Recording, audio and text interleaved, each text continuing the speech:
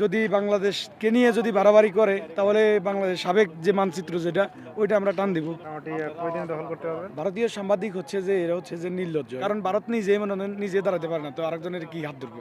বাংলাদেশের সংখ্যালঘু বলতে কোনো শব্দ নেই। 30% মতো সংখ্যালঘু ছিল, সেই জায়গা থেকে কমতে কমতে কিন্তু এখন 6-7%। ওদের মধ্যে একটা তো ভয়ভীতি তো আছে। না না না, এটা হচ্ছে থাকলেও এটা হচ্ছে যে মিথ্যা কথা। ভাই আমি ধরছি দেশের ভাষা ফেনী। ফেনী। জি। শুরুতে কি কাজ করেন? আমি আছি সুপার কাজ করি। সোফা। জি। আপনি? ভাই আমিও সুপার কাজ করি। আপনি? আমিও সুপার কাজ করি ভাই। সোফা। জি। এই যে এখন যে সোশ্যাল মিডিয়া চলছে না, জি। ভারত বাংলাদেশ, জি। বাংলাদেশি ওরা বলছে যে কলকাতা দখল করে নেবে, ওটা নিয়ে কি বলবেন? এটা নিয়ে এরা হচ্ছে যে মানে আমাদের হাস্যকর একটা বিষয়, ঠিক আছে? তো জিনিসটা হচ্ছে ভারত বাংলাদেশ কখনো হবে এক হবে না।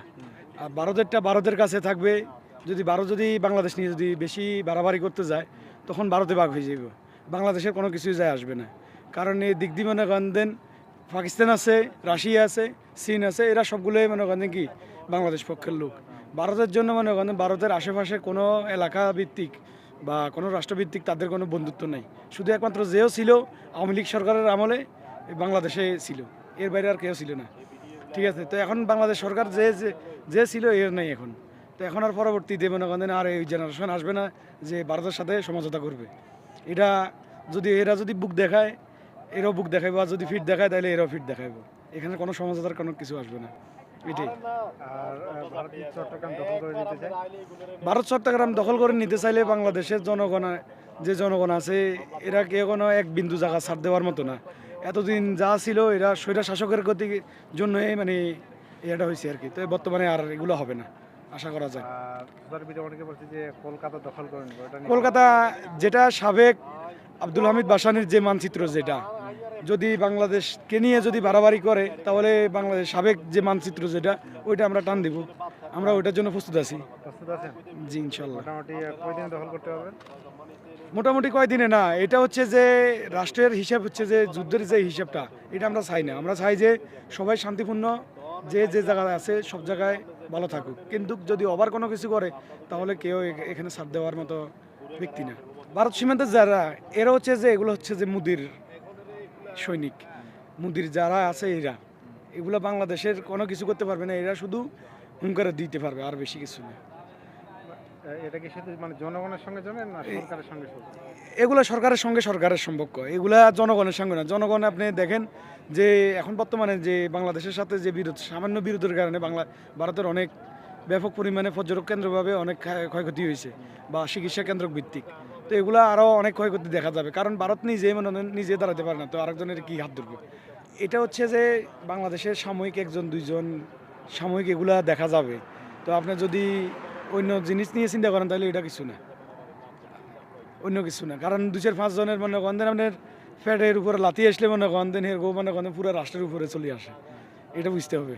কদিন ধরে সোশ্যাল মিডিয়াতে এগুলো থাকবে, এটা মনে করেন কোনো একটা তিল যদি হয় এটা তাল হিসেবে ব্যবহার করে সোশ্যাল মিডিয়ার কাজে এটা। ভারতীয় সাংবাদিক হচ্ছে যে এরা হচ্ছে যে নির্লজ্জ, এদের ভিতরে মনে করেন আপনার কোনো বিবেক বুদ্ধি বলতে কিছু নেই। একটা জিনিস যে জিনিসগুলো মনে করেন ভালো খারাপ দিক এদের ভিতরে সবসময় থাকে মনে করেন অন্যকে নিচু করে দেখা, কিন্তু সমতলভাবে আসলে মনে করেন কারোর থেকে কেউ কম না, এটাই। এটা এখন যেহেতু আওয়ামী লীগ সরকারের আমলে যেটা চলে গেছে, এই শেখ হাসিনা যেগুলো করে দিয়ে গেছে এগুলোর কারণে আপনার পরবর্তীতে এটাই সময় মানে একটু সময় লাগবে। এখন যেহেতু প্রধান উপদেষ্টা ডাক্তার ইউনূস যেহেতু আছে, এগুলো সাময়িক একটু সময় লাগবে ঠিক হওয়ার জন্য। আপনার কি মনে হয় যে বাংলাদেশ থেকে মোটামুটি কত কোটি টাকা ভারতে গেছে তাও অনুমানিক? আনুমানিক যায়নি? না, ভারতে বাংলাদেশ থেকে যত টাকা পাচার হয়েছে এগুলো ভারতের মাধ্যমে গেছে। এগুলো সরাসরি মনে করেন আপনি একটা দেশ থেকে মনে করেন আপনি যারা যেভাবে নিছে, এখন বর্তমানে যে বাংলাদেশে যারা অবৈধ যারা ছিল ক্ষমতা দখলকারী এরা সবগুলোই ভারতে ফলাইতে আছে। তো এখানে আপনার এটা বোঝার দরকার আছে যে মনে করেন এটা কোন জায়গা থেকে কোন জিনিস আসে। মানে গেছে অবশ্যই গেছে। ভারতের অনেক অনুপ্রবেশকারী ভারতের এজেন্ট যারা আছে এখনো বাংলাদেশে আছে, এরা এখনো আছে, এরা এখনো চাইতেছে যে আওয়ামী লীগ সরকারকে ফিরিয়ে আনার জন্য, কিন্তু এটা আদৌ অব্দি সম্ভব হবে না কখনো আর। এখনো আছে বাংলাদেশে? আছে, তাও অবশ্যই আছে। মোটামুটি কতগুলো? মোটামুটি কতগুলো বলতে এখন তো আমরা প্রবাসী, এখানে যেহেতু আমরা আছি, আমরা যদি দেশের ভিতরে আমরা যদি থাকতাম তাহলে হয়তো কিছুটা হইলে অনুমান করা যাইতো। যে সময় আওয়ামী লীগ সরকার ছিল তখন মনে করেন ফাঁয়ে ফাঁয়ে ছিল।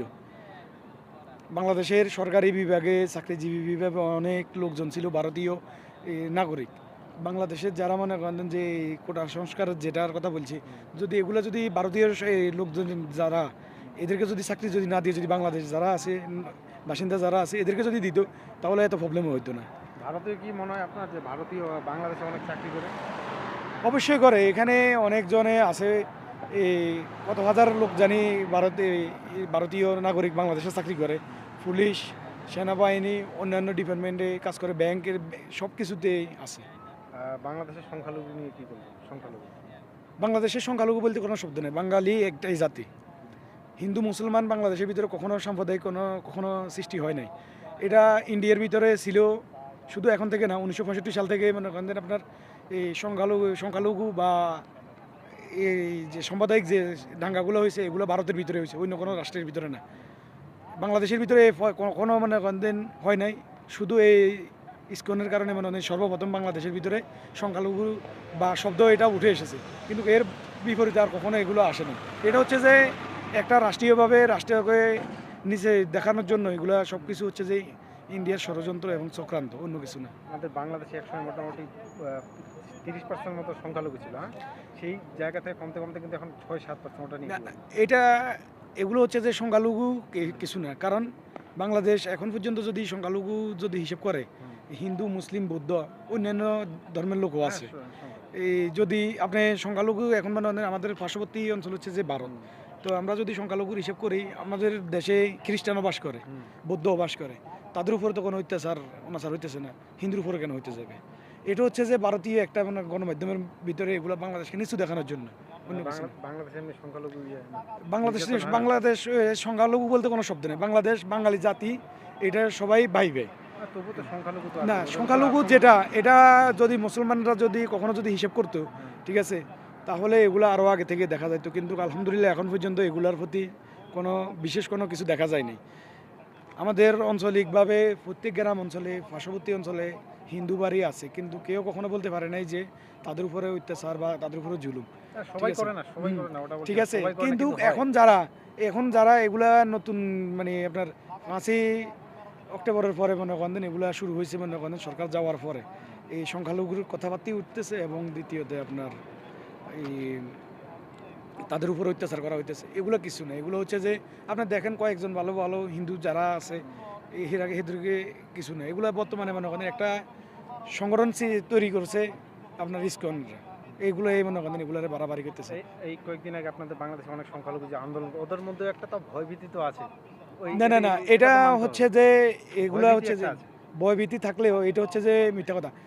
বিজেপি মানুষ মারছে একটা মেয়েকে নিয়ে, এটা সংঘর্ষটা তৈরি হয়েছে। মানুষ মারছে ভারতীয় সেনাবাহিনী, বিজেপি। তো এটা দোষ চাপানো হচ্ছে যে বাংলাদেশের বর্ডারে মানে বাংলাদেশের মানুষের কারণে, অত্যাচারের কারণে। যে কোনো জিনিস মানুষের যদি আপনার যদি কোনো একটা খারাপ কাজ করে, তো এটার প্রতিবাদ তো হবে। তো এটা এবারে হোক হিন্দু হোক মুসলমান, শেখ হাসিনা তো মুসলমান ছিল। সবাই ভালো থাকুক, সবাই ভালো থাকুক। আপনার নাম? মোহাম্মদ জাভেদ হোসেন। সৌদি আরবে কতদিন ধরে? আমি আজকে 6 বছর। 6 বছর? জি। এটাই বলবো যে সবাই মিলেমিশে থাকুক, ইনশাল্লাহ। সংখ্যালঘু ঠিক আছে ভাই, হ্যাঁ? আমি ওটাই